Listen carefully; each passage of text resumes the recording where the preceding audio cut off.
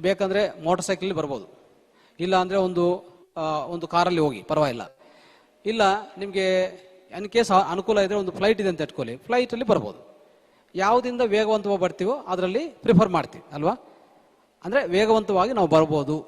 ಆ ರೀತಿಯಲ್ಲಿ ಈ ಸಮಗ್ರ ಸ್ವಾಸ್ಥ್ಯದಲ್ಲಿ ಏನು ಮಾಡ್ತೀವಿ ಅಂದರೆ ಧ್ಯಾನ ಜೊತೆಗೆ ಇವೆಲ್ಲ ಇಟ್ಕೊಂಡ್ರೆ ಒಂಥರ ನೀವು ಫ್ಲೈಟಲ್ಲಿ ಬಂದಿರೋ ಥರ ಇದು. ಅಂದರೆ ಒಂದು ಬೈಕಲ್ಲಿ, ಕಾರಲ್ಲಿ, ಇನ್ನು ಸ್ಟೇಟ್ ಹೈವೇ, ಎಕ್ಸ್ಪ್ರೆಸ್ ವೇ ಅಂದರೆ ಇನ್ನೂ ಫಾಸ್ಟಾಗಿ ಹೋಗ್ಬೋದು. ಇಲ್ಲ ಅಂದರೆ ಫ್ಲೈಟಲ್ಲಿ ಬಂದರೆ ಇನ್ನೂ ಫಾಸ್ಟಾಗಿ ಸೇರ್ಕೋಬೋದು ನಾವು. ಸೊ ಈ ರೀತಿಯಲ್ಲಿ ಸಮಗ್ರ ಸ್ವಾಸ್ಥ್ಯ ಪ್ಲಸ್ ಧ್ಯಾನ ಏನು ಮಾಡ್ತದೆ ಅಂದರೆ ನಿಮ್ಮ ಫಲಿತವನ್ನು ವೇಗವಂತವಾಗಿ ಮಾಡುತ್ತೆ ಅಷ್ಟೇ. ಫಲಿತ ಯಾಕೆ ವೇಗವಂತವಾಗತ್ತಂದರೆ ಧ್ಯಾನದಿಂದ ಶಕ್ತಿ ತಗೊಂತೀರಾ, ಧ್ಯಾನದಿಂದ ಪ್ರಾಣಶಕ್ತಿ ಸಿಗತ್ತೆ ನಿಮಗೆ. ಆ ಜೊತೆಗೆ ಆಹಾರ ಪದ್ಧತಿ, ಜೀವನ ಶೈಲಿ, ಚಿಕಿತ್ಸೆಗಳು, ಮುದ್ರಾ ಚಿಕಿತ್ಸೆ, ಆಕುಪ್ರೆಷರ್ ಚಿಕಿತ್ಸೆ, ಈ ಮೂತ್ರ ಚಿಕಿತ್ಸೆ ಅಲ್ವಾ. ಸೊ ಹಲವಾರು ಚಿಕಿತ್ಸೆಗಳಿಂದ ಯಾವ್ದು ಅನುಕೂಲ ಆದ್ರೆ ಮಾಡ್ಕೊಳ್ಳಿ. ಈಗ ಆ ಸಮಯಕ್ಕೆ ನಿಮಗೆ ಏನು ಮಾಡೋಕ್ಕೆ ಸಾಧ್ಯವಾದರೆ, ಈಗ ಉದಾಹರಣೆಗೆ ಕೈಯಲ್ಲಿ ಏನೋ ತೊಂದರೆ ಆಗಿದೆ, ನೀವು ಮುದ್ರಾ ಮಾಡಿ ಅಂದರೆ ಹೇಗೆ ಮಾಡೋಕ್ಕಾಗತ್ತೆ ಅಲ್ವಾ. ಸೊ ಮುದ್ರಾ ಮಾಡೋಕ್ಕೆ ಸಾಧ್ಯವಿಲ್ಲ. ಅವಾಗ ಏನು ಮಾಡಬೇಕು? ಜೀವನ ಶೈಲಿ, ಆಹಾರ ಶೈಲಿ ಮತ್ತು ಮೂತ್ರ ಚಿಕಿತ್ಸೆ, ಧ್ಯಾನ ಕೂತ್ಕೊಂಡು ಮಾಡ್ಬೋದು. ಸೊ ಆ ರೀತಿಯಲ್ಲಿ ಯಾವುದು ಅನುಕೂಲ ಆದರೆ ಮಾಡ್ಕೊಳ್ಳಿ. ಈಗ ಇದರಲ್ಲಿ ನಾವೇನು ಮಾಡ್ತೀವಿ ಅಂದರೆ ನಮ್ಮ ದೇಹಕ್ಕೆ ಒಂದು ಜೀವಕನ ಉಳಿಬೇಕು, ಒಂದು ಜೀವಕನ ಆರೋಗ್ಯವಂತ ಇರಬೇಕಂದ್ರೆ ಅದಕ್ಕೆ ಬೇಕಾಗಿರೋದು ಇಷ್ಟೇ: ಒಂದು ಸರಿಯಾದ ಆಕ್ಸಿಜನ್, ಸರಿಯಾದ ನೀರು, ಸರಿಯಾದ ಪ್ರಾಣಶಕ್ತಿ, ಸರಿಯಾದ ಪೋಷಕಾಂಶಗಳು, 4 ಬೇಕು. ಈ 4 ಯಾರ್ಯಾರು ಕೊಡ್ತಾ ಇದ್ದಾರೋ ಅವ್ರಿಗೂ ಅನಾರೋಗ್ಯ ಬರೋದಿಲ್ಲ. ಯಾವ ಡಾಕ್ಟರ್ ನಿಮಗೆ ಬೇಕಾಗಿಲ್ಲ, ಡಾಕ್ಟರ್ಗೂ ನಿಮಗೂ ಸಂಬಂಧ ಇಲ್ಲ. ಫಸ್ಟ್ ಆಫ್ ಆಲ್ ಡಾಕ್ಟರು ನಿಮಗೆ ವ್ಯಾಧಿ ಕೊಟ್ಟಿರೋದು ಯಾರು ವ್ಯಾಧಿ ಕೊಟ್ಟಿರೋದು ನೀವೇ ಕೊಟ್ಕೊಂಡೋದು. ವ್ಯಾಧಿ ಬಂದಿರೋದು ನಿಮ್ಮ ಅಂತರದಿಂದ ಅಲ್ವಾ. ಸೊ ಅಂತರದಲ್ಲಿ ಹುಡುಕಬೇಕು. ಎಲ್ಲೋ ಹುಡುಕ್ತಾ ಇದ್ರೆ ಏನು ಪ್ರಯೋಜನ ಅಲ್ವಾ, ಅದು ಪ್ರಯೋಜನ ಇಲ್ಲ. ಅದಕ್ಕೋಸ್ಕರ ವ್ಯಾಧಿ ಬಂದಿರೋದು ನಮ್ಮ ಒಳಗಡೆಯಿಂದ, ನಮ್ಮ ಒಳಗಡೆನೆ ಸರಿಪಡಿಸ್ಕೋಬೇಕು. ಈ 4 ಅರ್ಥ ಆಯ್ತಾ? ಒಂದು ಗಾಳಿ, ಸರಿಯಾದ ಗಾಳಿ, ವಾತಾವರಣದಲ್ಲಿ ಸರಿಯಾದ ಗಾಳಿ ಈಗ ಲಭ್ಯವಾಗ್ತಾ ಇಲ್ಲ, ಎಲ್ಲ ಕಡೆ ಕೆಟ್ಟೋಗಿದೆ. ಎಸ್ಪೆಷಲಿ ಅರ್ಬನ್ ಮೆಟ್ರೋಪಾಲಿಟನ್ ಸಿಟೀಸಲ್ಲಿ ತುಂಬ ಕೆಟ್ಟದಾಗಿದೆ. ಇಷ್ಟು ಲೇಯರ್ ಬರುತ್ತೆ ಗೊತ್ತಾ. ಒಂದು ದಿವಸ ಕ್ಲೀನ್ ಮಾಡಿಲ್ಲ ಅಂದರೆ, ಗುಡಿಸಿಲ್ಲ ಅಂದರೆ ಇಷ್ಟು ಲೇಯರ್ ಬರುತ್ತೆ. ಯಾವುದು? ಧೂಳಿ. ಅದು ನೇರವಾಗಿ ನಾವು ತಗೊತಾ ಇದ್ರೆ ಎಷ್ಟು ತಗೊತಾ ಇರ್ತೀವೋ ನಮ್ಮ ಉಸಿರಾಟ ವ್ಯವಸ್ಥೆ ಕೆಟ್ಟು ಹೋಗ್ತದೆ. ಇನ್ನೊಂದು, ಅದೆಲ್ಲ ಒಳಗಡೆ ಹೋಗಿ ಮ್ಯೂಕಸ್ ಆಗಿ ಫಾರ್ಮ್ ಆಗುತ್ತೆ. ಅದೆಲ್ಲ ಆಚೆ ಕಡೆ ಹೋಗೋದಿಲ್ಲ. ಅದರಿಂದ ಅನೇಕ ಇನ್ಫೆಕ್ಷನ್ಸ್ ಬರುತ್ತೆ, ಆಸ್ಮಾ ಬರುತ್ತೆ. ಎಲ್ಲ ಅಲ್ಲಿ ಮೆಟ್ರೋಪಾಲಿಟನ್ ಸಿಟೀಸಲ್ಲಿ ಆಸ್ಮಾ ಪ್ರಾಬ್ಲಮ್ ಹೆಚ್ಚಾಗ್ತಾ ಇದೆ. ಇದು ಕಾರಣ. ಈ ಥರ ಗಾಳಿ ಹೇಳ್ಬೇಕಂದ್ರೆ ಗಾಳಿಯಲ್ಲಿ ಆಕ್ಸಿಜನು, ನೈಟ್ರೋಜನ್ ಇರೋದು. ನೈಟ್ರೋಜನ್ 78%, ಗಾಳಿ ಆಕ್ಸಿಜನ್ ಬಂದು 21%, ಮಿಕ್ಕಿದೆಲ್ಲ ಸೇರಿ ಒಂದು 1% ಇರುತ್ತೆ ಅಷ್ಟೇ. ಓಕೆ. ಸೊ ಅಷ್ಟಕ್ಕಿಂತ ಜಾಸ್ತಿ ಇಲ್ಲ. ಅದಕ್ಕೆ ಅಲ್ಲೇನಂದರೆ ಆಕ್ಸಿಜನು ಏನಾಗಿದೆ 21% ಎಲ್ಲ ಈಗಿರೋದು 14-13% ಬಂದಿದೆ ಮೆಟ್ರೋಪಾಲಿಟನ್ ಸಿಟೀಸಲ್ಲಿ. ಅರ್ಥ ಮಾಡ್ಕೊಳ್ಳಿ. ಸೊ ಈಗ ಬರುವಾಗ ನಾವೇನು ಮಾಡಬೇಕಂದ್ರೆ, ನಿಮಗೆ ಸ್ತೋಮತೆ ಅಂದರೆ ಆರ್ಥಿಕ ಸಾಮರ್ಥ್ಯ ಇದ್ದರೆ ಒಂದು ಏರ್ ಪ್ಯೂರಿಫೈಯರ್ ಕಂಪಲ್ಸರಿ ಮನೇಲಿ ಇಟ್ಕೊಳ್ಳಿ. ಅದರಲ್ಲಿ ಏನು ಡೌಟೇ ಇಲ್ಲ, ಸಂಶಯನೇ ಇಲ್ಲ. ನಾವು ಅನ್ಕೋಬೋದು ಏನು ಈಗ ಅಂದರೆ ಆಹಾರ ಕೊಂಡ್ಕೊತಾ ಇದ್ವಿ, ಮದ್ದು ಅಂದರೆ ಮೆಡಿಸಿನ್ ಕೊಂಡ್ಕೊತಾ ಇದ್ವಿ, ನೀರು ಕೊಂಡ್ಕೊತಾ ಇದ್ವಿ, ಈಗ ಗಾಳಿ ಕೊಂಡ್ಕೋಬೇಕಷ್ಟೇ. ಅರ್ಥ ಆಯ್ತಾ? ಗಾಳಿ ಕೊಂಡ್ಕೋಬೇಕೇನೋ, ಏನು ಮಾಡೋಕ್ಕಾಗಲ್ಲ. ಈಗ ಅದಕ್ಕೆ ಆಕ್ಸಿಜನ್ ಸಿಲಿಂಡರ್ ನೆಕ್ಸ್ಟ್ ಫ್ಯೂಚರಲ್ಲಿ ಬಂದರೂ ಆಶ್ಚರ್ಯ ಏನು ಇಲ್ಲ. ಅದರಲ್ಲಿ ಆಶ್ಚರ್ಯ ಏನು ನಾವು ಪಡೋದೇನು ಅವಶ್ಯಕತೆ ಇಲ್ಲ. ಆ ಥರ ಆಗತ್ತೆ. ಅದಕ್ಕೆ ನಿಮಗೆ ಅವಕಾಶ ಇದ್ದರೆ ಒಂದು ಏರ್ ಪ್ಯೂರಿಫೈಯರ್ ಮನೇಲಿ ಇಟ್ಕೊಳ್ಳಿ, ಆಕ್ಸಿಜನ್ ಪ್ಯೂರಿಫೈ ಆಗುತ್ತೆ. ಇಲ್ಲ ಅಂದರೆ ನಿಮಗೆ ಅಗ್ನಿಹೋತ್ರ ಎಷ್ಟು ಜನ ಗೊತ್ತಿಲ್ಲಿ? ಅಗ್ನಿಹೋತ್ರ ಓಕೆ, ಪರವಾಗಿಲ್ಲ. ಸೊ ಎಷ್ಟು ಜನ ಗೊತ್ತಿದೆ, ಆದರೆ ಪ್ರಾಕ್ಟೀಸ್ ಮಾಡಬೇಕು. ಗೊತ್ತಿದ್ರೆ ಸಾಕಾಗಲ್ಲ, ಪ್ರಾಕ್ಟೀಸ್ ಈಸ್ ಮೋರ್ ಇಂಪಾರ್ಟೆಂಟ್. ಅದಕ್ಕೆ ಇವತ್ತು ಅಗ್ನಿಹೋತ್ರ ಇಲ್ಲಿ ನಮಗೆ ಒಂದು ವರ್ಕ್ಶಾಪ್ ಇದೆ, ಅದರ ಹೆಚ್ಚು ಮಾಹಿತಿ ಸಿಗುತ್ತೆ ನಿಮಗೆ. ಅಗ್ನಿಹೋತ್ರ ಮಾಡಿ ನಿಮ್ಮ ಮನೆ ಒಳಗಡೆ, ದಯವಿಟ್ಟು ನಿಮ್ಮ ಮನೆ ಒಳಗಡೆ ನಿಮ್ಮ ಗಾಳಿಯನ್ನು ಸ್ವಚ್ಛ ಮಾಡ್ಕೊಳ್ಳಿ, ಶುದ್ಧೀಕರಣ ಮಾಡ್ಕೊಳ್ಳಿ. ನಂಬರ್ 1. ನಂಬರ್ 2, ನೀರು ಏನು ಗೊತ್ತಾ, ನಮ್ಗೆ ಲಭ್ಯವಾಗುವಂಥ ನೀರು ಸಿಟೀಸಲ್ಲಿ ಅಲ್ಲಿ ಎಲ್ಲ ಕಡೆ ಕೆಟ್ಟೋಗಿದೆ. ಏನಾಗಿದೆ? ಬೋರ್ವೆಲ್ ವಾಟರ್, ಅದರಲ್ಲಿ ಹೆಚ್ಚಾಗಿ ಫ್ಲೋರಿನ್ ಅಲ್ವಾ. ನಮ್ಗೆ ಬೇಕಾಗಿರುವಂಥ ಲವಣಗಳಿಗಿಂತ ಹೆಚ್ಚು ಲವಣಗಳು ಇದ್ರೆ ಹೆಚ್ಚು ಲವಣಗಳು, ಇಲ್ಲ ಅಂದರೆ ಏನು ಲವಣಗಳೇ ಇಲ್ಲ. ಸಿಟಿಯಲ್ಲಿ ಸಿಗುವಂಥ ನೀರಲ್ಲಿ ನೋ ಲವಣಗಳು, ಅಂದರೆ ಒಂಥರ TDS 0. TDS ಎಷ್ಟು? 0 ಇದೆ, ಮಿನರಲ್ಸೇ ಇಲ್ಲ. ಮತ್ತು ನೀರು ಅದು ಯಾವುದು ಅದರಲ್ಲಿ ಮಿನರಲ್ಸ್ ಇಲ್ಲ ಅಂದರೆ ನಿಮ್ಮ ಜೀವಕಣಗಳ ಪೋಷಣಕ್ಕೆ ಅದು ಉಪಯೋಗ ಆಗಲ್ಲ. ನಂಬರ್ 1. ಓಕೆ. ನಂಬರ್ 2 ಏನಂದರೆ ಅದರಿಂದ ನೀರಿಂದ ಆಗ್ತಾ ಇರೋಂಥ ನಷ್ಟ, ಅದರಲ್ಲಿ ಪ್ರಾಣಶಕ್ತಿ ಇಲ್ಲ. ನಂಬರ್ 3 ಅಂದರೆ ಆ ಜೊತೆಗೆ ಏನಾಗ್ತಾ ಇದೆ, ಆ ನೀರಲ್ಲಿ ಪ್ರಾಣಶಕ್ತಿ ಇಲ್ಲ, ಲವಣಗಳಿಲ್ಲ, ಇದೆಲ್ಲ ಆಗ್ತಾ ಇದೆ. ಮತ್ತು ಅಸಿಡಿಕ್ ಅಂದರೆ ಕ್ಷಾರಯುತ ಇಲ್ಲ, ಅದು ಆಮ್ಲಯುತ. ಅರ್ಥ ಆಯ್ತಾ?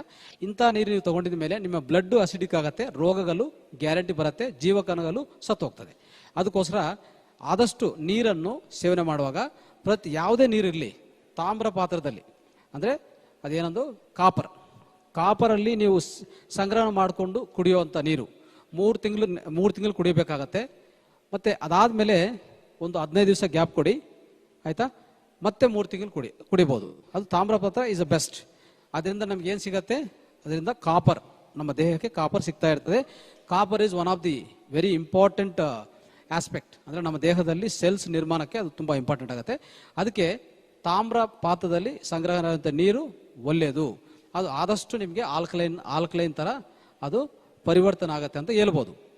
ಇನ್ನೊಂದೇನೆಂದರೆ, ಆ ಥರ ಇಲ್ಲ ಅಂದರೆ ಏನು ಮಾಡಬೇಕಂದ್ರೆ, ಆ ಥರ ಅವಕಾಶ ಇಲ್ಲ ಅಂದರೆ ನೀವೇನು ಮಾಡಬೇಕು? ಉಗುರು ಬೆಚ್ಚ ನೀರು ತಗೊಂಡು ಅದಕ್ಕೆ ನಿಂಬೆ ಹನಿಗಳು 2 ಹನಿಗಳು ಆರ್ 4-5 ಹನಿಗಳು ಪ್ರತಿ ಸರಿ ಯಾವಾಗ ನೀವು ನೀರು ಕುಡಿಬೇಕಂದ್ರೆ the best and most alkaline water ಅಂದರೆ ಅದೊಂದೇ. ನೀರು ಒಂದು ಗ್ಲಾಸ್ ನೀರು ತೊಗೊತೀವ, ಅದರೊಂದು 3-4 ಹನಿಗಳು ಹಾಕಿ ಚೆನ್ನಾಗಿ ಬೆರೆಸ್ಕೊಂಡು ಕುಡಿ. That is called alkaline water. ನಮ್ಮ ದೇಹಕ್ಕೆ ಅದು ಬೇಕೇ ಬೇಕು. ಪ್ರತಿಯೊಬ್ಬರು ನಾವು ಏನಂದರೆ ತಣ್ಣೀರು ಕುಡಿಯಬಾರ್ದು, ಅಂದರೆ ಫ್ರಿಜ್ ನೀರು ಕುಡಿಯಬಾರ್ದು, ಜಾಸ್ತಿ ತಣ್ಣೀರು ಇರಬಾರ್ದು. ನಮ್ಮ ದೇಹದ ಟೆಂಪರೇಚರ್ 37 ಡಿಗ್ರಿ ಸೆಂಟಿಗ್ರೇಡ್, 37 ಡಿಗ್ರಿ ಅಂದರೆ 37 ಡಿಗ್ರೀಸ್ ಸೆಂಟಿಗ್ರೇಡ್. ಸೊ ಅದಕ್ಕಿಂತ ಕಡಿಮೆ ಇರಬಾರ್ದು. ಅದಕ್ಕೆ ಉಗುರು ಬೆಚ್ಚ ನೀರು ಇಸ್ ದ ಬೆಸ್ಟ್. ಅದರಲ್ಲಿ ಈ ನಿಂಬೆಹಣ್ಣು ಹನಿಗಳು ಹಾಕಿದರೆ ನೀರು ಸ್ವಚ್ಛವಾಗುತ್ತೆ. ಈ ಥರ ಪ್ರತಿ ಸರಿನೂ ಉಗುರು ಬೆಚ್ಚ ನೀರೇ ಕುಡಿ. ಅರ್ಥ ಆಯ್ತಾ? ಸೊ ಇದು ಮಾಡಿ. ಅದು ಅಲ್ಲಿಗೆ ನೀರು ಆಯಿತಾ? ಆಕ್ಸಿಜನ್ ನೀರಾಯಿತು. ನೆಕ್ಸ್ಟ್ ಏನು? ಪ್ರಾಣಶಕ್ತಿ ಸಿಗ್ತಾ ಇಲ್ಲ. ಯಾಕೆ? ಮನಸ್ಸು ಯಾವಾಗಲೂ ಗೊಂದಲವಾಗಿದೆ, ಮನಸ್ಸಲ್ಲಿ ಯೋಚನೆಗಳು ಹೆಚ್ಚಾಗಿದೆ, ಪ್ರಾಣಶಕ್ತಿ ನಮ್ಗೆ ಸಿಗ್ತಾ ಇಲ್ಲ. ನಿದ್ದೆ ಚೆನ್ನಾಗಿ ಮಾಡಬೇಕು. ನಿದ್ದೆ ಚೆನ್ನಾಗಿ ಮಾಡಿದರೆ ಪ್ರಾಣಶಕ್ತಿ ಸಿಗತ್ತೆ. ಸೊ ನೈಟು ನಿದ್ದೆ ಆದಷ್ಟು ಅಂದರೆ ಒಂದು 6-8 ಗಂಟೆ ಸರಿಯಾದ ನಿದ್ದೆ ಮಾಡಿದರೆ ನಿಮ್ಗೇನು ಸಿಗುತ್ತೆ ಅಂದರೆ ಪ್ರಾಣಶಕ್ತಿ ಅದು ಸೂಕ್ಷ್ಮ ಶರೀರದಿಂದ ನಾವು ಹಾಸ್ಟೆಲ್ ಯೂನಿವರ್ಸಿಂದ ತಗೊಂಡೋದಾಗಿದೆ. ಎರಡನೇದೇನಂತಂದರೆ ಮೆಲಟೋನಿನ್ ಅನ್ನೋದು ಒಂದು ಉತ್ಪನ್ನ ಆಗುತ್ತೆ. Melatonin night. ಆ ಮೆಲಟೋನಿನ್ ಎಂಥ ಅದ್ಭುತ ಅಂದರೆ, ಮೆಲಟೋನಿನ್ ಅದನ್ನು ಮಿರಾಕಿಲ್ ಅಂದರೆ ಒಂಥರ ಮಿರಾಕಿಲ್ ಮಾಲಿಕ್ಯೂಲ್ ಅಂತ ಕರಿತೀವಿ ನಾವು. ಮಿರಾಕಿಲ್ ಮಾಲಿಕ್ಯೂಲ್ ಅಂತ ಕರಿತೀವಿ. ಅದು ಏನು ಮಾಡುತ್ತಂದರೆ, ಅದು ನಮ್ಮ ದೇಹದಲ್ಲಿ ಉತ್ಪನ್ನ ಆಗಿದ್ದರೆ ದೇಹದಲ್ಲಿ ಪ್ರತಿ ಒಂದು ಅವಯವಕ್ಕೆ ಕ್ಲೀನಿಂಗ್ ಮಾಡ್ಕೊಂಡಕ್ಕೆ ಅದು ಒಂಥರ ಅದ್ಭುತವಾಗಿ ಕೆಲಸ ಮಾಡುತ್ತೆ. ಅಂದರೆ ದೇಹದಲ್ಲಿ ನೈಟು ಆಗೋವಂಥ ವ್ಯವಹಾರ ಏನಂದರೆ ಕಂಪ್ಲೀಟು ಸ್ವಚ್ಛ ಮಾಡ್ಕೊಳ್ಳೋದು, ಡಿಟಾಕ್ಸಿಫಿಕೇಶನ್ ನೈಟೇ ನಡೆಯೋದು. ಇದನ್ನ ಅರ್ಥ ಮಾಡ್ಕೊಳ್ಳಿ. ಡೇ ಟೈಮು ನಿಮ್ಮ ಜೀರ್ಣ ವ್ಯವಸ್ಥೆ ಎಲ್ಲ ವ್ಯವಸ್ಥೆಗಳು ಕೆಲಸ ಮಾಡುತ್ತೆ. ನೈಟ್ ಟೈಮ್ ನೀವು ಮಲಗುವಾಗ ವ್ಯವಸ್ಥೆ ಕೆಲಸ ಮಾಡಲ್ಲ. ಎಸ್ಪೆಷಲಿ ಅಂದರೆ ಹಾರ್ಟು, ಕಿಡ್ನೀಸು, ಲಂಗ್ಸು ವರ್ಕ್ ಆಗುತ್ತೆ. ಮಿಕ್ಕಿದೆಲ್ಲ ಯಾವುದು ವರ್ಕ್ ಆಗಲ್ಲ, ಎಲ್ಲ ರೆಸ್ಟಲ್ಲಿ ಇರ್ತದೆ. ಆ ರೆಸ್ಟಲ್ಲಿರುವಂಥ ಅಂಗಗಳಿಗೆ, ಅವಯವಗಳಿಗೆ ನಾವು ಕೊಡಬೇಕಾಗಿರೋದು ಅವಕಾಶ ಏನಂದರೆ ಕ್ಲೀನ್ ಮಾಡ್ಕೊಳ್ಳೋಕೆ ಅವಕಾಶ ಕೊಡಬೇಕು. ಈಗ ಅದು ಇಲ್ಲ.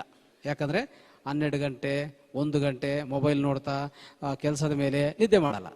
ನಿದ್ದೆ ಮಾಡಿಲ್ಲ ಅಂದರೆ ಏನಾಗುತ್ತೆ? ಮೆಲಟೋನಿನ್ ಉತ್ಪನ್ನ ಆಗಲ್ಲ. ನಿಮ್ಮ ಸೆಲ್ಸ್ ಉತ್ಪನ್ನ ಮಾಡುವಂಥ ಇಂಗಾಲ CO2 it has to come into the blood and then it has to come to the ಲಂಗ್ಸಿಂದ ಆಚೆ ಕಡೆ ಹೋಗಬೇಕು. ಅದು ಆಗಲ್ಲ. ಟಾಕ್ಸಿನ್ಸ್ ಹಾಗೆ ಇರ್ತದೆ. ಟಾಕ್ಸಿನ್ಸ್ ಹಾಗೆ ದೇಹದಲ್ಲಿ ರಕ್ತದಲ್ಲಿ ಉಳ್ಕೊತದೆ. ಆ ಥರ ಅನೇಕ ಟಾಕ್ಸಿನ್ಸ್ ಒಳಗಡೆ ಇರ್ತದೆ. ಕೊನೆಯದಾಗಿ ಈ ಟಾಕ್ಸಿನ್ಸ್ ಹೆಚ್ಚಾಗಿ ಏನಾಗುತ್ತೆ? ಅನಾರೋಗ್ಯ ಬರುತ್ತೆ. ಅವಯವ ಕೆಟ್ಟೋಗ್ತದೆ ಯಾರು ಗೊತ್ತಿಲ್ಲ. ಅದು ನಿಮ್ಮ ಕರ್ಮಾನುಸಾರ ಏನೋ ಆಗುತ್ತೆ. ಅರ್ಥ ಆಯ್ತಾ? ಸೊ ಅದಕ್ಕೆ ನಮ್ಮ ಕೈಯಲ್ಲಿರುವಂಥದ್ದು ನಾವು ಕಾಪಾಡ್ಕೋಬೇಕು. ಅಂದರೆ ಒಂದು ಅವಕಾಶ ಕೊಡಿ ದೇಹಕ್ಕೆ ಕ್ಲೀನ್ ಮಾಡ್ಕೊಂಡಕ್ಕೆ ನೈಟು ಅಂದರೆ ಅದಕ್ಕೆ ಈ ಡೈಟ್ ವಿಧಾನದಲ್ಲಿ ಇವೆಲ್ಲ ಪ್ರಾಮುಖ್ಯತೆ ಇದೆ. ಈಗ ಡೈಟ್ ಹೇಗೆ ಮಾಡೋದು ನೋಡ್ಕೊಳ್ಳಿ. ಬೆಳಗ್ಗೆ ಏನು ಬೇಕಂದರೆ, ಬೆಳಗ್ಗೆ ಸಪೋಸ್ ಈಗ ನಾವು ಡೈಟ್ ಅಂದರೆ ಇಲ್ಲಿ ಮೂತ್ರ ಚಿಕಿತ್ಸೆ ಮಾಡೋರು ಇರ್ತಾರೆ, ಇಲ್ಲ ಅದು ಅಭ್ಯಾಸ ಇರೋರು ಇರ್ತಾರೆ, ಪರವಾಗಿಲ್ಲ. ಯಾರೇ ಇದ್ರೂ ಬೆಳಗ್ಗೆ ಉಷಾಪಾನ್ ಅಲ್ಲಿಂದ ಸ್ಟಾರ್ಟ್ ಮಾಡಿಕೊಂಡ್ರೆ, ಉಷಾಪಾನ್ ಅಂದರೆ ಏನು? 1 ಲೀಟರು ಉಗುರು ಬೆಚ್ಚ ನೀರು.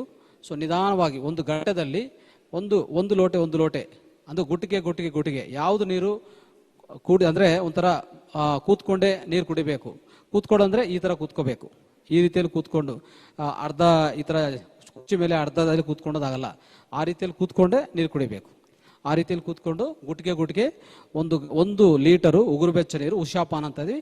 ಅದು 5ರಿಂದ 7 ಗಂಟೆ ಮಧ್ಯದಲ್ಲಿ ಅದು ಕಂಪ್ಲೀಟ್ ಮಾಡ್ಕೊಳ್ಳಿ.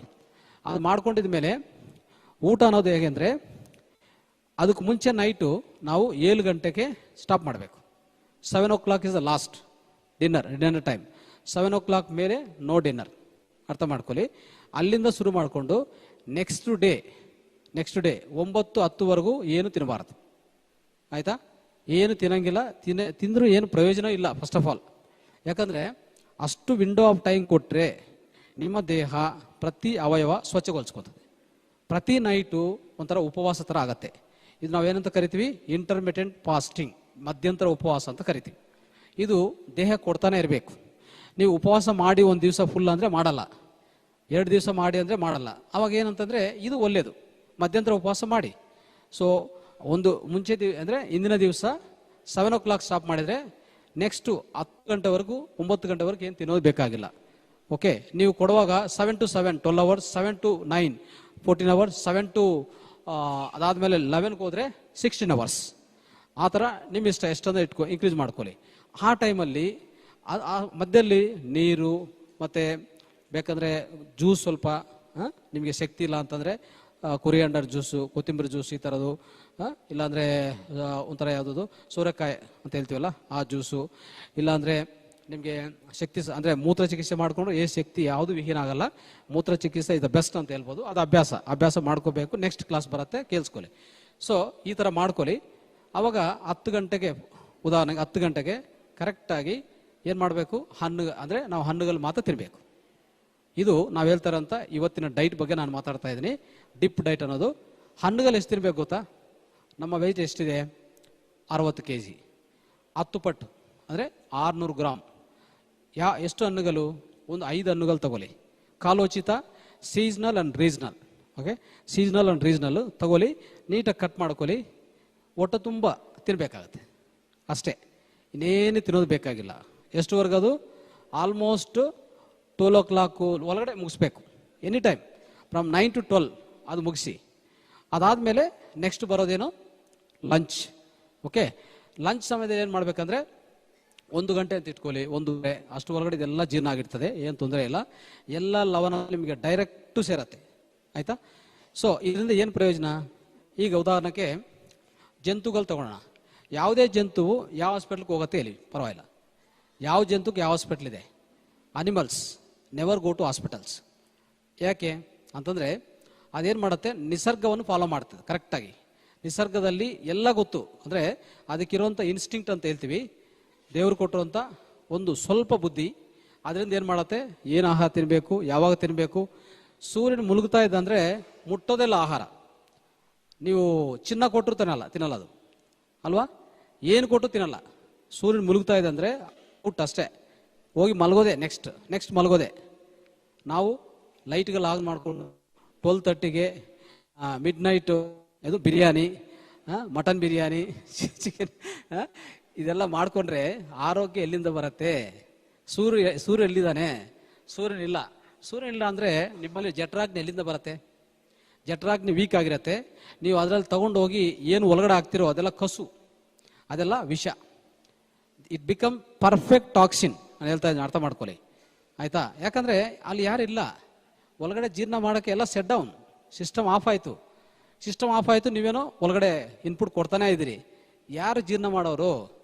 ಪ್ರಾಣಶಕ್ತಿ ಇರೋದಿಲ್ಲ, ಪ್ರಾಣಶಕ್ತಿ ಎಲ್ಲ. ಸೊ ಖಂಡಿತ ಅಲ್ಲಿ ಡೈಜೆಷನ್ಗೆ ಹೋಗಲ್ಲ ಅವಾಗ. ಸೊ ಈ ಥರ ಇರುವಾಗ ಖಂಡಿತ ಏನಾಗತ್ತೆ, ಅನಾರೋಗ್ಯ ಬಂದೇ ಬರುತ್ತೆ. ಯಾವುದೇ ಜಂತುವಾಗಲಿ ಸೂರ್ಯನ ಮುಳುಗುವಾಗ ತಿನ್ನಲ್ಲ. ಮತ್ತು ಸೂರ್ಯನ ಅದು ಎದ್ದಿದ ಮೇಲೆ, ಅಂದರೆ ಸೂರ್ಯನ ಯಾವಾಗ ಉದಯಿಸ್ತದೋ, ಸೂರ್ಯ ಉದಯದಲ್ಲಿ ಕರೆಕ್ಟಾಗಿ ಎತ್ತದೆ ಅದು, ಅಂದರೆ ಎದ್ದೋದು ಆ ಟೈಮ್. ಈಗೆಲ್ಲ ಸಾಫ್ಟ್ವೇರು ಈ ಥರ ಜಾಬ್ಗಳು, ಉನ್ನತ ಜಾಬ್ಗಳು ಮಾಡೋರು 7 o'clock ಅಂದರೆ 7, 9 ಹೇಗೆ ಎತ್ತಾರೆ ಹೇಳೋದು ಅಲ್ವಾ? ಅದೆಲ್ಲ ತಪ್ಪೆ. ಓಕೆ, ಯಾಕಂದರೆ ನೀವು ಸೂರ್ಯನನ್ನು ಫಾಲೋ ಮಾಡಿಲ್ಲ ಅಂದರೆ ಅನಾರೋಗ್ಯ ಗ್ಯಾರಂಟಿ, ಅರ್ಥ ಮಾಡ್ಕೊಳ್ಳಿ. ಅದಕ್ಕೆ ಸೊ ನಿಸರ್ಗದಲ್ಲಿ ಜಂತುಗಳಿಗೆ ಯಾವುದೇ ರೋಗ ಬರಲ್ಲ ಅಂದರೆ ಇದು ಒಂದೇ ಕಾರಣ, because they follow the nature. Food ಅಷ್ಟೇ.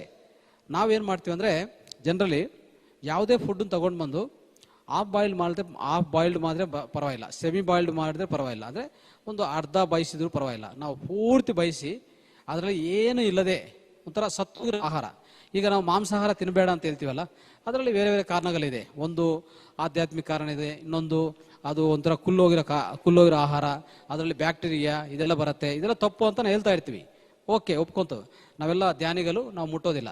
ಆದರೆ ಇಲ್ಲಿ ಏನು ಮಾಡ್ತಾ ಇದ್ವಿ ಅಂದರೆ, ಸಹಜ ಆಹಾರವನ್ನು ತಂದು ಅದನ್ನು ಸತ್ತೋಗೋವರೆಗೂ ಮಾಡಿ, ಸತ್ತೋಗೋರು ಬಯಸಿ 400 ಡಿಗ್ರೀಸ್ವರೆಗೆ ತೊಗೊಂಡೋಗಿ ಫುಲ್ಲು ಅದು ಬಯಸಿ ಒಂಥರ ಏನಾಗುತ್ತೆ ಅಂದರೆ, ಇದು ಏನಿದು ಬದನೆಕಾಯ ಇಲ್ಲ ಯಾವುದಂತ ಗೊತ್ತೇ ಆಗಲ್ಲ ನೋಡಿದರೆ ಒಳಗಡೆ, ಆ ಲೆವೆಲಲ್ಲಿ ಪಚನ ಮಾಡಿರ್ತೀವಿ.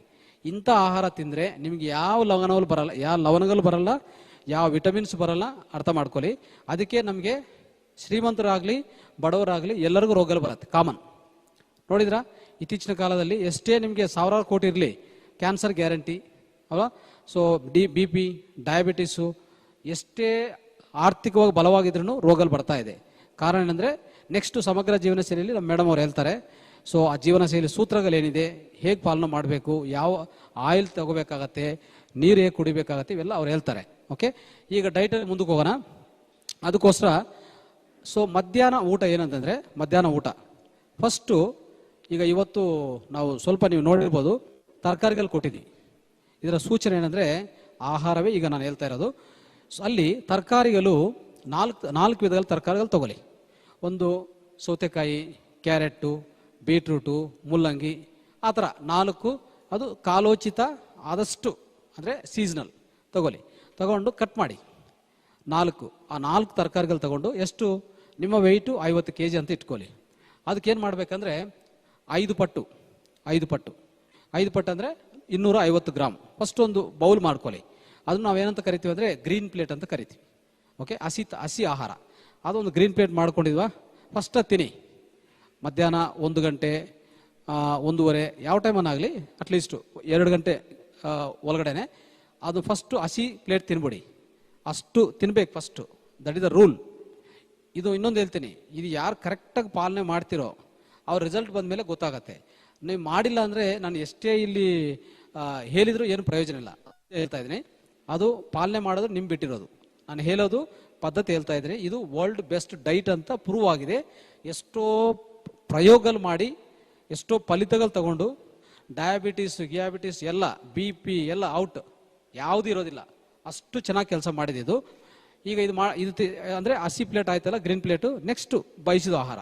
ಇದು ತಿಂದಿದ ಮೇಲೆ ನಿಮಗೆ ಹಸು ಎಷ್ಟಿರ್ತದೋ ಅದು ಪ್ರಕಾರ ಬಯಸಿರೋ ಆಹಾರ, ಅಂದರೆ ಒಂಥರ ಮುದ್ದಾಗ್ಬೋದು, ಪಲ್ಯ ಆಗ್ಬೋದು, ರೈಸ್ ಸಾಂಬಾರ್ ಆಗ್ಬೋದು, ಏನು ಬೇಕೋ ತಿನ್ನಿ. There is no condition. ನೀವು ಬಯಸಿರೋ ಆಹಾರ ತಿನ್ನೋಕ್ಕಾಗಲ್ಲ ಅಂದರೆ ಮನೇಲಿ ಏನಾಗುತ್ತೆ, ನಿಮ್ಗೊಂದು ಆಹಾರ ಅವ್ರಿಗೊಂದು ಆಹಾರ ಎಲ್ಲ ಒಂಥರ ಅಡುಗೆ ಮಾಡಬೇಕಂದ್ರೆ ಅವ್ರಿಗೆ, ಅಂದರೆ ಹೆಣ್ಮಕ್ಳಿಗೆ ಒಂದು ಟಾರ್ಚರ್ ಆಗುತ್ತೆ. ಅದು ಆಗೋದಿಲ್ಲ, ಅದೊಂದು ಡಿಫರೆಂಟ್ ಕಂಪ್ಲೇಂಟ್ ಆಗುತ್ತೆ ಮನೆಯಲ್ಲಿ, ಅದು ಬೇಡ. ಓಕೆ, ಇಲ್ಲಿ ನಾನು ಇಂಟ್ರೊಡ್ಯೂಸ್ ಮಾಡ್ತಾ ಇರೋದು ಹಸಿ ತರಕಾರಿ ಮತ್ತು ಹಣ್ಣುಗಳು, ಈ ಎರಡೇ ನಾನು ಇಂಟ್ರೊಡ್ಯೂಸ್ ಮಾಡ್ತಾ ಇದ್ದೀನಿ. ಮಿಕ್ಕಿದ ಯಾವುದೂ ಇಲ್ಲ, ಸ್ವಲ್ಪ ಪದ್ಧತಿಗಳಿದೆ, ಅದನ್ನು ಹೇಳ್ತಾ ಹೋಗ್ತೀನಿ. ಸೊ ಇದು ಮಧ್ಯಾಹ್ನ ಊಟ ಆಯಿತಾ. ನೆಕ್ಸ್ಟ್ ನಿಮಗೆ ಹಸುವಾಗಿದೆ, ಒಂದು 4 ಗಂಟೆಗೆ ಡ್ರೈ ಫ್ರೂಟ್ಸು, ನಟ್ಸು, ಸ್ಪ್ರೌಟ್ಸು ಸ್ವಲ್ಪ ನಿಮ್ಗೆ ಏನು ಅನುಕೂಲ ಆಗುತ್ತೋ ತಿನ್ನಿ. ಮತ್ತು ಮಜ್ಜಿಗೆನೂ ಅಷ್ಟೇ 4-5 ಗಂಟೆ ಒಳಗಡೆ ಕುಡಿಬೇಕಾಗತ್ತೆ. ಸೊ ಆದಷ್ಟು ನಾವೇನು ಹೇಳ್ತೀವಿ ಅಂದರೆ, ನೋ ಡೈರಿ ಪ್ರಾಡಕ್ಟ್ಸ್ ಅಂತಲೇ ಹೇಳ್ತೀವಿ. ಇನ್ಫ್ಯಾಕ್ಟು ಡೈರಿ ಪ್ರಾಡಕ್ಟ್ಸ್ ಯಾವುದು ಬೇಡ ಅಂತ ಹೇಳ್ತೀವಿ. ಬೇಕಂದರೆ A2 ತುಪ್ಪ ಪರವಾಗಿಲ್ಲ, ಬಟ್ ನಿಮ್ಮ ಅದೇ ಬಯಸಿದ ಆಹಾರ ಜೊತೆಗೆ ಸ್ವಲ್ಪ ಬೆರೆಸ್ಕೊಂಡಕ್ಕೆ A2 ತುಪ್ಪ ಟಾಪ್ ಅಪ್ಗೆ. ಬಟ್ ಮಿಕ್ಕಿದು ಮಜ್ಜಿಗೆನೂ ಬೇಡ ಅಂತ ಹೇಳ್ತೀವಿ. ಆದರೆ ಸ್ವಲ್ಪ ಬೇಕಂದರೆ ಉಪಯೋಗಿಸ್ಕೊಳ್ಳಿ. ಮಜ್ಜಿಗೆ ಉಪಯೋಗಿಸ್ತಾ ಏನಾಗುತ್ತೆ, ನಮಗೆ ಅದ್ಭುತವಾದ B12 ವಿಟಮಿನ್ ತಯಾರಾಗತ್ತೆ. ಯಾಕಂದರೆ ಮಜ್ಜಿಗೆಯಿಂದ ನಮ್ಮ ದೇಹಕ್ಕೆ ಬೇಕಾಗಿರುವಂಥ ಒಳ್ಳೆ ಬ್ಯಾಕ್ಟೀರಿಯಾ ಸಿಗತ್ತೆ. ಓಕೆ, ನಾವೇನೇ ತಿಂದ್ರೂ ಯಾರು ಕರಗಿಸೋದು ಒಳಗಡೆ ಬ್ಯಾಕ್ಟೀರಿಯಾ, ನಾವಲ್ಲ. ನಾವು ಅರಗಿಸೋಕೆ ಹೋದರೆ ಯಾವುದೂ ಆಗಲ್ಲ ಕೆಲಸ.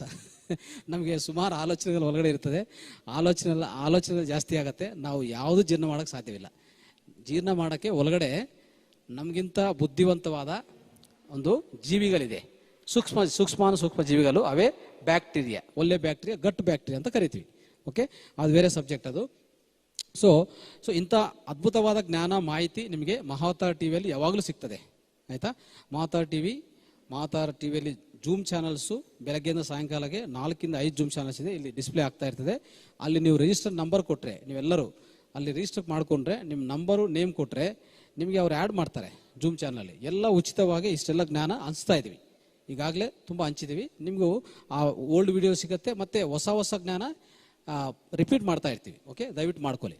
ನೆಕ್ಸ್ಟ್ ಸಾಯಂಕಾಲ ನೈಟ್ ಯಾವಾಗಲೂ ಅಷ್ಟೇ 7 o'clock ಮೇಲೆ ತಿನ್ನಬಾರ್ದು. ನಂಬರ್ 1 ಆದಷ್ಟು ಅಂದರೆ 7 to 8 ಅಂತ ಹೇಳ್ತೀವಿ ಅಷ್ಟೇ. 7 ಒಳಗಡೆ 7 ಆ ಟೈಮಲ್ಲಿ ಏನು ತಿನ್ನಬೇಕು, ಸೇಮ್ ಮಧ್ಯಾಹ್ನ ಏನಿದೆ ರಿಪೀಟ್ ಮಾಡಿ, ಮಧ್ಯಾಹ್ನ ಏನು ಮಾಡ್ಕೊಂಡಿದ್ರು ಅದೇ ರಿಪೀಟ್ ಮಾಡಿ. ಇಷ್ಟೇ ಡೈಟ್ ವಿಧಾನ ಆಯಿತಾ.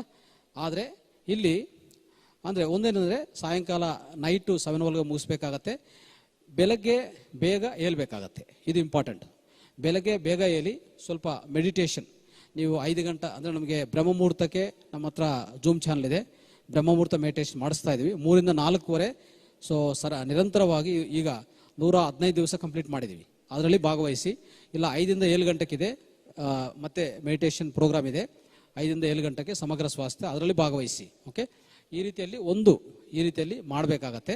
ಇದು ಮಾಡ್ಕೊಳ್ಳಿ. No dairy products, no processed foods, no readymade foods, no supermarket foods ಎಲ್ಲ ಅವಾಯ್ಡ್ ಮಾಡಬೇಕು. ಅರ್ಥ ಆಯ್ತಾ? ಇಷ್ಟು ಮಾಡಿಕೊಂಡ್ರೆ ಆಮೇಲೆ ಅಭ್ಯಂಗ ಸ್ನಾನ ಅನುಕೂಲ ಆದರೆ ಅಭ್ಯಂಗ ಸ್ನಾನ ಮಾಡ್ಕೊಳ್ಳಿ. ಆಯಿತಾ? ಈಗ ನೀರು ಬಗ್ಗೆ, ಆಕ್ಸಿಜನ್ ಬಗ್ಗೆ ಇದೆಲ್ಲ ಹೇಳಿದ್ರಲ್ಲ, ಸೊ ಇದೆಲ್ಲ ಪಾಲನೆ ಮಾಡ್ಕೊಳ್ಳಿ. ಇಷ್ಟು ಮಾಡಿಕೊಂಡ್ರೆ ಇದೇ ಈ ಡಿಪ್ ಡೈಟ್ ವಿಧಾನ. ಇಷ್ಟು ಮಾಡಿಕೊಂಡ್ರೆ ನಾನು ಹೇಳಿದಲ್ಲ, ಡಯಾಬಿಟಿಸ್ 7 to 2 hours ಹೋಗಿ ನೀವು ಚೆಕ್ ಮಾಡ್ಕೊಳ್ಳಿ. ಇದು ಕರೆಕ್ಟಾಗಿ ಮಾಡಿ ಚೆಕ್ ಮಾಡ್ಕೊಳ್ಳಿ, ಆಮೇಲೆ ರಿಸಲ್ಟ್ ಹೇಳಿ, ಪರವಾಗಿಲ್ಲ. ಓಕೆ, ಸೊ ಇಷ್ಟು ಮಾತ್ರ ಹೇಳ್ತಾ ಈ ಡಿಪ್ ಡೈಟ್ ವಿಧಾನವನ್ನು ನಾನು ಮುಗಿಸ್ತಾ ಇದ್ದೀನಿ. ಮುಂದಿನ ಅನೇಕ ಅಂದರೆ ಸೆಷನ್ಸ್ ಇದೆ, ಅನೇಕ ತಜ್ಞರು ಅದ್ಭುತ ಸೆಷನ್ಸ್ ತೊಗೊತಾರೆ. ಅದಕ್ಕೋಸ್ಕರ ಹೆಚ್ಚು ಸಮಯ ತೊಗೊಳಲ್ಲ. ಇಲ್ಲಾಂದರೆ ಇದರಲ್ಲಿ ಇನ್ನೂ ಹೆಚ್ಚು ನಾನು ಎಕ್ಸ್ಪ್ಲೇನ್ ಮಾಡೋಕ್ಕಾಗತ್ತೆ. ಯಾಕಂದರೆ ನೈಟು 7 o'clock ಯಾಕೆ ಮುಗಿಸ್ಬೇಕಂದ್ರೆ ಆಹಾರ ಯಾವಾಗ ನೆನ್ಪಿಟ್ಕೊಳ್ಳಿ, ಸೂರ್ಯನ ಯಾವಾಗ ಮುಳುವಾಗ ಒಳಗಡೆ ಜಠರಾಗ್ನಿ ಕಡಿಮೆ ಆಗುತ್ತೆ. ಫಸ್ಟು ಜಠರಾಗ್ನಿ 0 ಆಗುತ್ತೆ. ನೀವೇನೇ ತಿಂದರೂ ಆ ಟೈಮಲ್ಲಿ ಅದು ನಾರ್ಮಲಿ 2 ಗಂಟೆ ಜೀರ್ಣ ಆಗೋದು 8 ಗಂಟೆ ಆಗುತ್ತೆ. ಯಾಕಂದರೆ ಜಠರಾಗ್ನಿ ಇಲ್ಲ, ನಿಧಾನವಾಗಿ ಮೂವ್ ಆಗುತ್ತೆ, ನಿಮ್ಮ ಹೊಟ್ಟೆದಲ್ಲೇ ನಿಧಾನವಾಗಿ ಮೂವ್ ಆಗುತ್ತೆ. ಆವಾಗ ಏನಾಗುತ್ತೆ, ನೈಟು ನಿಮಗೆ ಎಲ್ಲ ಆಕ್ಸಿಜನ್ ಇಲ್ಲಿಗೆ ಸರಬರಾಜು ಆಗ್ತದೆ. ಆವಾಗ ಏನಾಗುತ್ತೆ, ಹೊಟ್ಟೆ ಕೆಲಸ ಮಾಡ್ತಾ ಇರ್ತದೆ. ಅದಕ್ಕೆ ನಿದ್ದೆ ಮಾಡುವಾಗ ಅಂಥ ಆಹಾರ ತಿಂದು ನಿದ್ದೆ ಮಾಡಿದರೆ ಕನಸುಗಳು ಹೆಚ್ಚು ಬರುತ್ತೆ, ಬ್ರೈನ್ ವರ್ಕ್ ಆಗ್ತಾನೆ ಇರ್ತದೆ. ಅದಕ್ಕೆ ಕನಸುಗಳು ಹೆಚ್ಚಾಗೋದು, ನಿದ್ದೆ ಸರಿಯಾಗಿ ಆಗೋದಿಲ್ಲ. ಸೊ ನಿದ್ದೆ ಡಿಸ್ಟರ್ಬ್ ಆಗುತ್ತೆ, ಆವಾಗ ಶಕ್ತಿ ಸರಿಗಿರಲ್ಲ, ನಿಮ್ಮ ಇಮ್ಯುನಿಟಿ ಪವರ್ ಕಡಿಮೆ ಆಗುತ್ತೆ. ನೈಟು ಲೇಟಾಗಿ ತಿನ್ನೋ ಪ್ರತಿಯೊಬ್ಬರಿಗೂ ಇಂಥ ಸಮಸ್ಯೆಗಳು ಬರುತ್ತೆ. ಇಮ್ಯುನಿಟಿ ಪವರ್ ಸಡನ್ ಆಗಿ ಡ್ರಾಪ್ ಆಗುತ್ತೆ. ಸೊ ಅನೇಕ ಸಮಸ್ಯೆಗಳು ಬರುತ್ತೆ. ಅರ್ಥ ಆಯ್ತಾ? BP ಹೆಚ್ಚಾಗತ್ತೆ, ಖಂಡಿತ ದೀರ್ಘಕಾಲ ವ್ಯಾಧಿಗಳು, ಈ ಜೀವನ ಶೈಲಿ ಸಮಸ್ಯೆ ಎಲ್ಲ ಶುರು ಆಗುತ್ತೆ. ಅದಕ್ಕೋಸ್ಕರ ಆ ಥರ ಮಾಡ್ಕೋಬೇಡಿ ಅಂತ ಹೇಳ್ತಾ ಇಂದಿನ ಈ ತರಗತಿಯನ್ನು ಈಗ ಮುಕ್ತಾಯ ಮಾಡ್ತಾ ಇದ್ದೀವಿ. ಥ್ಯಾಂಕ್ ಯು, ಧನ್ಯವಾದಗಳು.